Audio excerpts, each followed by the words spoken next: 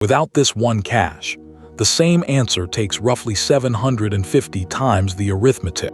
At the end of the last video, I left you with a problem. The model had just written a handful of tokens, and for every single one of them, it went back and recomputed keys and values for the entire sentence, including all the parts that had not changed at all. That is not a small inefficiency. It is the difference between a model that answers you in a second and one that takes a minute. And the fix has a name. So let us be precise about what is actually being recomputed. To produce one new token, the model runs attention, and attention needs a query for the token it is working on right now, together with a key and a value for every token that came before it. The query belongs to the present. The keys and the values are the past, and the past is the part that keeps getting rebuilt from nothing. A quick refresher, because everything from here rests on it. The query is what the current token is looking for. The key is what each earlier token advertises about itself. And the value is the content that actually moves forward once a match has been made. One query for the token being written, and then a key and a value sitting at every position behind it. Here is the property that makes all of this possible. The key and the value for a given token depend only on that token and the ones before it, and never on anything that comes later, which is exactly what causal masking bought us. So once you have worked out the key and the value for position 4, they are correct, and they stay correct no matter how much text gets generated afterwards, which means that on every step the model was recalculating numbers that were already right.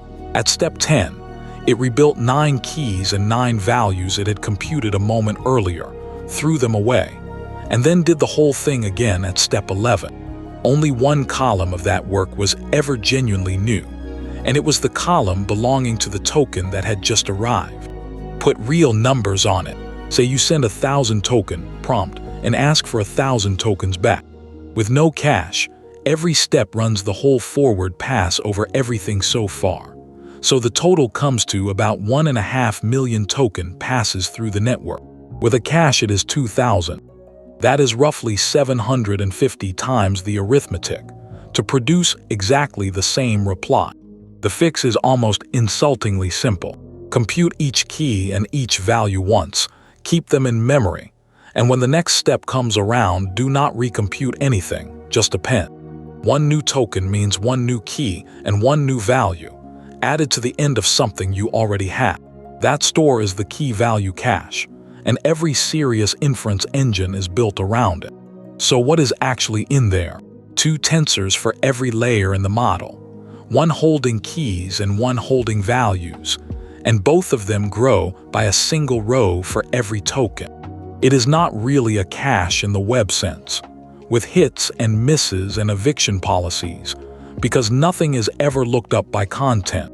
It is closer to an accumulator, a running record of the past that only ever gets appended to. Now watch what a single step looks like once that store exists. The new token arrives and gets projected into one query, one key and one value. The key and the value go straight onto the end of the cache. The query then attends over every key already sitting there. And that is the entire step. One row of fresh work against a wall of old work it never had to touch. The shapes say the same thing more precisely. During Prefill, the query is a matrix with one row per prompt token, so multiplying it by the keys gives you a full square of scores. During decode, the query is a single row, so that same multiplication produces one row of scores instead of a square. A matrix multiply has quietly become a matrix vector product, and that changes the shape of the attention cost. Without the cache, attention for a single step grows with the square of the context. So accumulated attention work over a long generated reply can grow cubically. With the cache, each new attention step is linear in the existing context, so the accumulated attention work grows quadratically. On a long answer, that difference is enormous.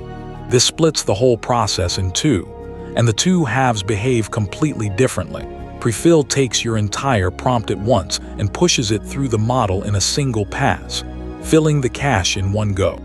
Decode then produces one token at a time, reading that cache and appending to it. Same weights and the same mathematics, but the machine is doing something quite different in each. That is why the first token takes so much longer than the rest.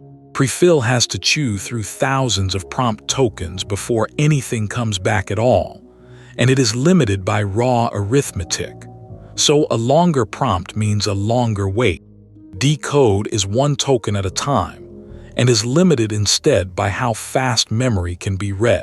When you see time to first token quoted separately from tokens per second, this is why. You might reasonably wonder why we only keep the keys and the values, and never the queries. It is because a query gets used exactly once. Token 5 asks its question, receives its answer, and that question is never asked again, because attention is causal and nothing later ever looks back at it. Keys and values are consulted by every token that follows. Queries are consumed on the spot. The causal mask has a rather nice fate here as well. During prefill, you still need it, because the whole prompt is being processed at once, and the earlier positions must not be allowed to see the later ones. During decode, it simply disappears, because the only query in flight belongs to the newest token, and everything in the cache is already behind it. So that is the mechanism, and it really is that small. Compute the keys and values once, keep them.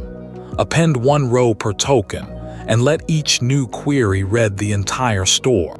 Everything from here is about what that store costs you, because keeping it is not free, and on a busy server, it turns out to be the thing that runs out first. Here is how big it gets. 2, because you are storing keys and values, times the number of layers, since every layer keeps its own, times the number of key value heads, times the width of each head, times how many tokens you are holding, times the bytes you spend on each number. 6 factors, and every trick in the second half of this video attacks one of them. Put a real model through it. Llama 3 at 8 billion parameters has 32 layers, 8 key value heads, and a head width of 128, stored at 2 bytes a number.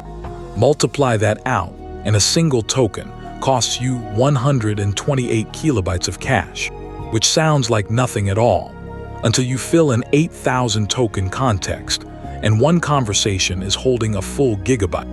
And that is one user. A server is not serving one user. Put 16 of those conversations on the same accelerator, and the cache is sitting at 16 gigabytes, which is more than the 15 the weights themselves take at 2 bytes per parameter. At that point, the thing you cached has outgrown the thing doing the computing, and it is still growing with every token. There is a second cost, and it is the one people tend to miss. At small batch sizes, generating one token requires reading the model weights and the active key value cache for relatively little arithmetic. That often makes decode limited by memory bandwidth rather than raw compute.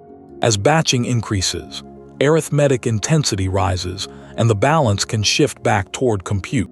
So the fix is, and each one shrinks a different factor. The first goes after the head count. Multi-query attention gives every query head one single shared key and value head, which is an enormous saving and costs you a little quality. Grouped query attention splits the difference, letting a small group of query heads share one key value pair, and it is widely used in modern language models. The next factor is bytes per number. The cache does not have to be stored at the same precision as the weights, and in practice, it survives being squeezed rather well. Going from 16 bits down to 8 halves it outright, and there are engines that push parts of it lower still. Reducing key value precision is one of the most direct ways to cut cache memory, when the inference runtime supports it. Now a subtler problem. If you reserve one contiguous block of memory for the longest reply a request might produce, most of it sits empty, and the gaps left behind are too small for the next request to use. That is fragmentation, and it is an old problem with an old solution. PagedAttention keeps the cache in fixed-size blocks with a table pointing at them, which is virtual memory applied to attention. The token count is the next factor, and the blunt fix is to stop keeping all of them. A sliding window holds only the most recent few thousand and lets the rest fall off the front, which caps the cache no matter how long the conversation runs. There is a catch, though. Models lean very heavily on the first few tokens of a sequence, an effect known as an attention sink.